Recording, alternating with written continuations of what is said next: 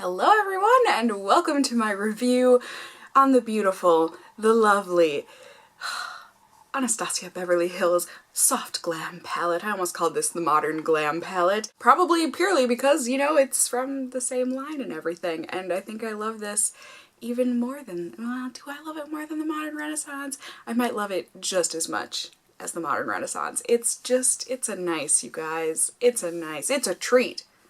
But it's the same type of thing as, you know, the Modern Renaissance, the Prism palette, the Subculture palette, although this one thankfully is much better than the Subculture palette in terms of messiness. It's got the same rectangular, slim velvet packaging here. It says that it's cruelty-free on the back, it's got an 18-month shelf life, and one thing that I was a little confused about was when I was doing my price checks and like conversions and everything, so we can see how much this is worth per gram, because, you know, typically Anastasia is very expensive. Apparently Anastasia is more expensive than I ever calculated, because I'm so confused, and maybe I'm missing something here, but it says there's 14 shadows in here, and it says that they are 0.02 ounces each or 0.74 grams each. That's not the right conversion though, so I'm very confused. Using just an online Google converter, converting 0.02 ounces into grams, you get 0.56, or is it 0.57? I guess depending on how you're gonna round. I personally rounded up to 0.57 grams.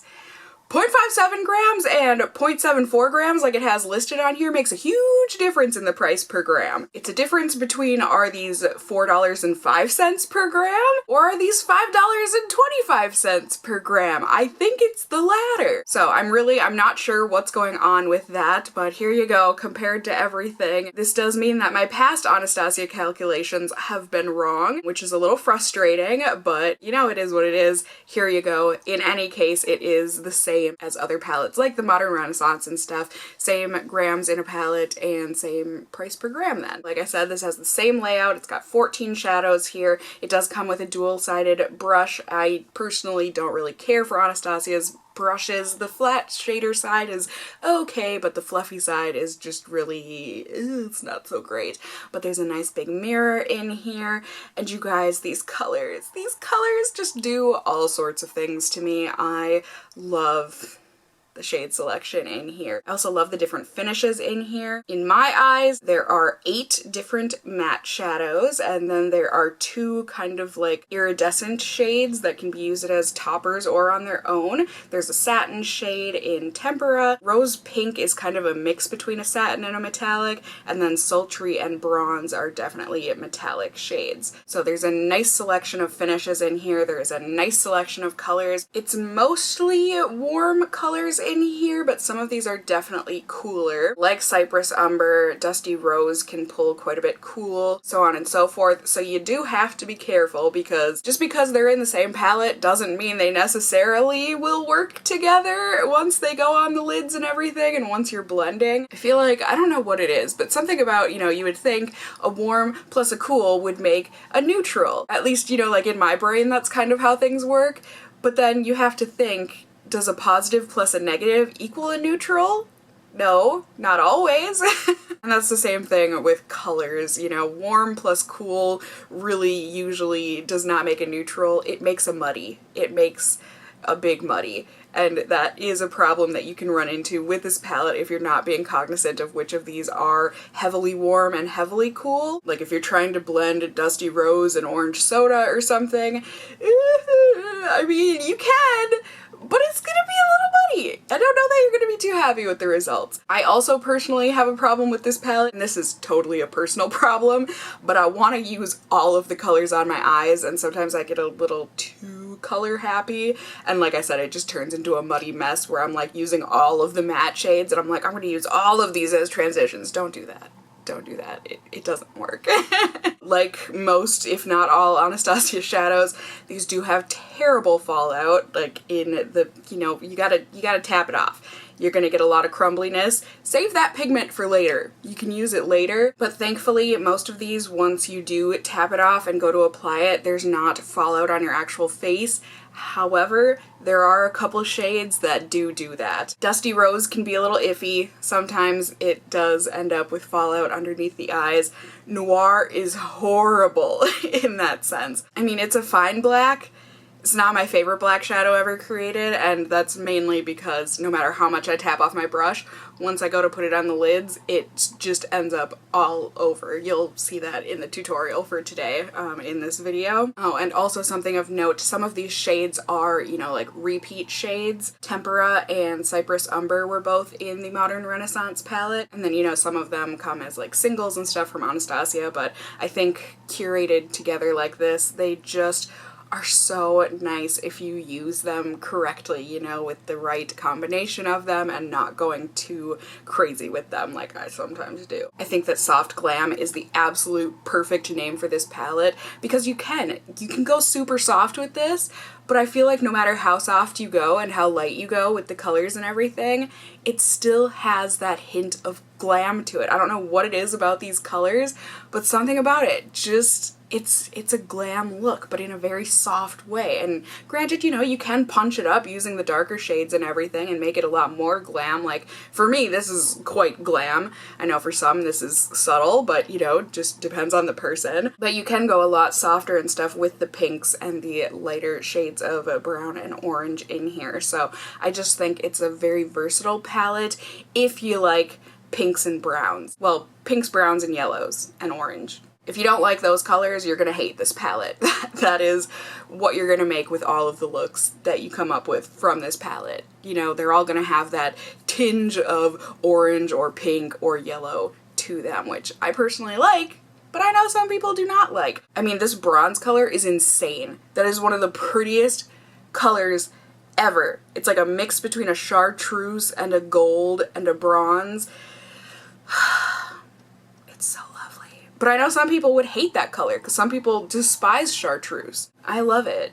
But I mean, like I said, that's all personal preference. But I think if you do like the colors and you're wanting to splurge on an eyeshadow palette and treat yourself, I mean, any of the Anastasia palettes, well, not any of them, but you know, there are some good ones, the Modern Renaissance, and I think this Soft Glam is so good. I don't know why, I feel like this palette isn't getting as much hype as the Modern Renaissance did when that came out, which to me makes no sense because I think this one is just as pretty and just as good as the Modern Renaissance. I personally really love it anyways. I think everything goes on so beautifully, blends beautifully. I mean, these are the kind of matte shadows, yeah, you're paying an arm and a leg for them, but they just are butter when you go to blend them out. They are such an easy blend. They are so nice and creamy and delightful. They last all day. I mean, my eyeshadow will look just as good at the end of today as it does right now. So nice. So nice. And you definitely do not need to use any kind of a base. Like, I mean, I need a primer, but I always need a primer. But I mean, like, I don't need a paint pot or something to make these colors pop. I think even on my bare lids, they still turn out just as pigmented and rich as they would be if they had a, like, clean brightening base underneath their, like, soft ochre or something. I mean, you still can do that, and it will help with some of the shadows, but it's not needed, which I think is great. So, mushing and gushing aside, let's move on. You guys can see some swatches and then also the tutorial on this eye look that I am wearing right now. I think, you know, it'll give a better sense of how these shadows perform and everything, and then I will see you all at the very end of the video. So, here we go.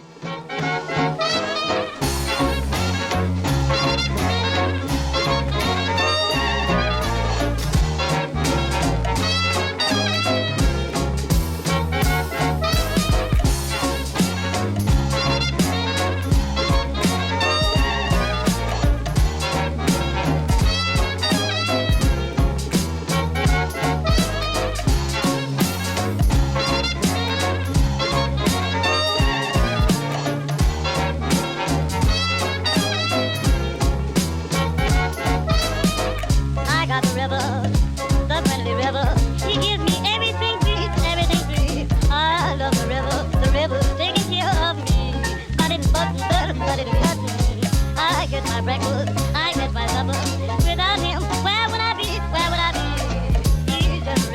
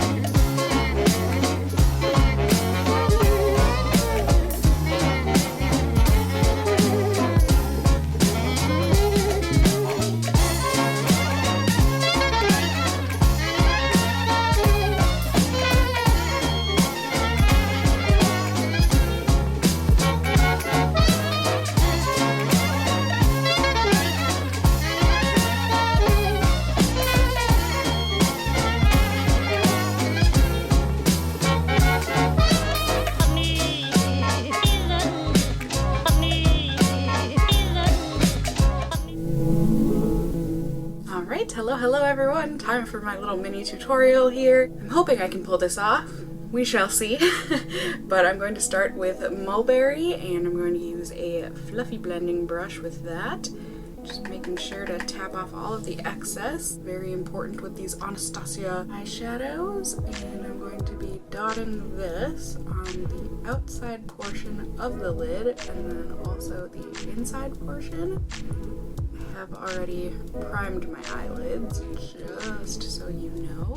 And I just, like I said, I want most of the pigment to be on the very outer portions. And then we can use whatever excess is left on the brush and on the lid to kind of softly fluff up into the crease a little bit and meet it halfway on each side, which would be in the middle.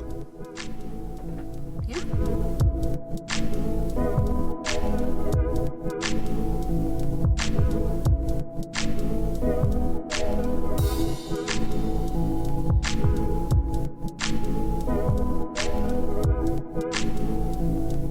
Kind of sickly and sloppy looking. Don't worry, we'll clean this up. And we are going to do that with a crease brush and dip this into rustic. And this we are going to put in the crease, starting on the outside and working towards the center. This isn't going to completely clean things up, but it should kind of soften the edge from that mulberry color. Don't worry about on the lid, we are not there yet.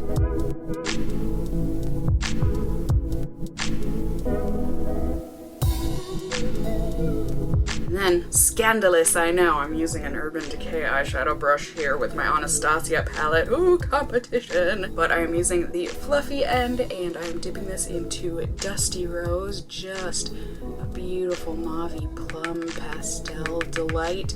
Also, very powdery, like many of these shadows are, and like how I feel like most of us know Anastasia shadows to be. So make sure you tap, tap, tap that off.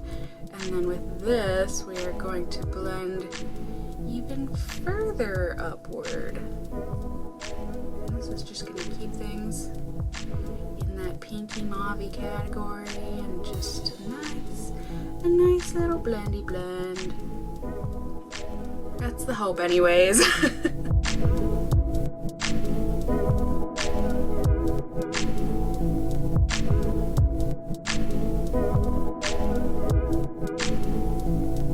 Right, and since that blended out more of the mulberry than I was anticipating, I'm just gonna go in and redo that bit, or just kind of, you know, intensify that. There we go. That's what I was looking for.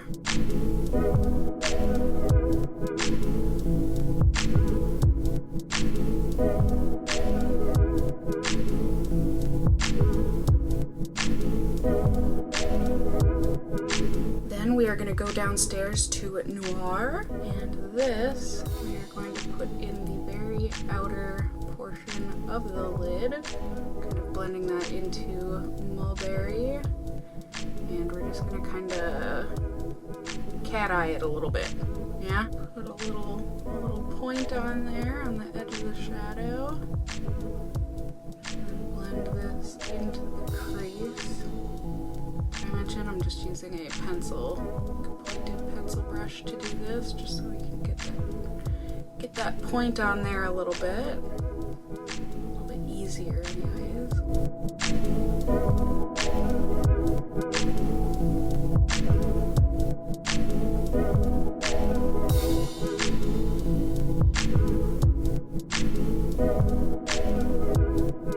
Okay, so the amount of fallout on Noir is kind of intense. So I have wiped that all away. I'm just gonna have to redo concealer and stuff later on. And then I'm taking a Q-tip dipped in remover, and I'm just gonna sharpen the bottom edge of the eyeshadow. See that? Sharp, not sharp.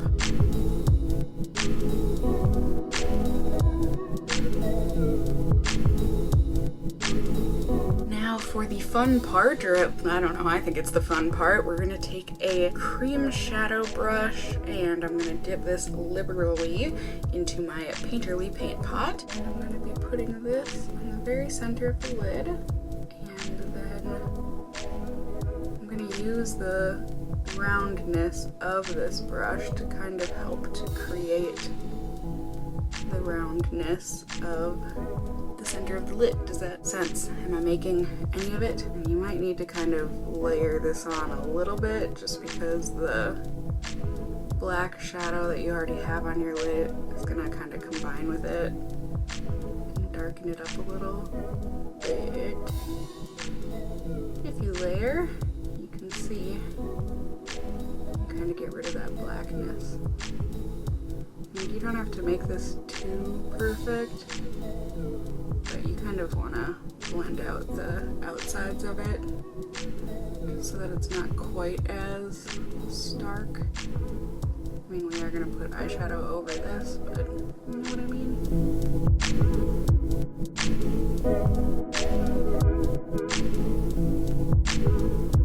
And then because this is a bit more of a sultry look, at least I think so, I feel like it's only appropriate to go in with sultry here on a flat shader brush and just use this on top of where we put painterly. You just see that gives it that nice backlit ability to shine through those darker colors here because we had painterly on under there. It just crispens it up a little bit.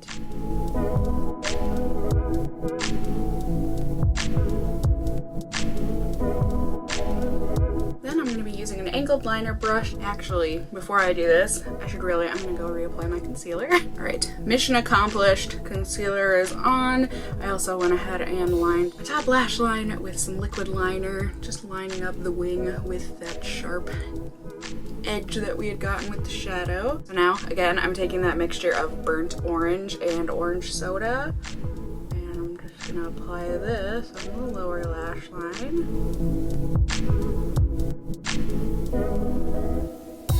So I just went ahead and lined my waterline with a bright yellow gold liner, and now I'm going to take a fluffy blending brush into Fairy to kind of mimic that yellowy gold, and I'm just going to blend this along the lower lash line.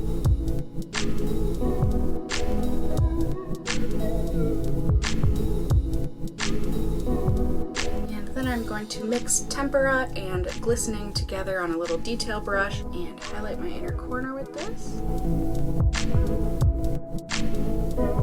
And also a little bit under the brow bone. Or not under the brow bone, on the brow bone, under the brow. Oh, technicalities. Alright, and here we go. Mascara is on and everything. I really like the way that this turned out. It is sultry and smoky and just, I like it. There it is a bit closer up. I just think things look nice and nice. I like it. How many times can I say that? One more for the road? I think it turned out nice.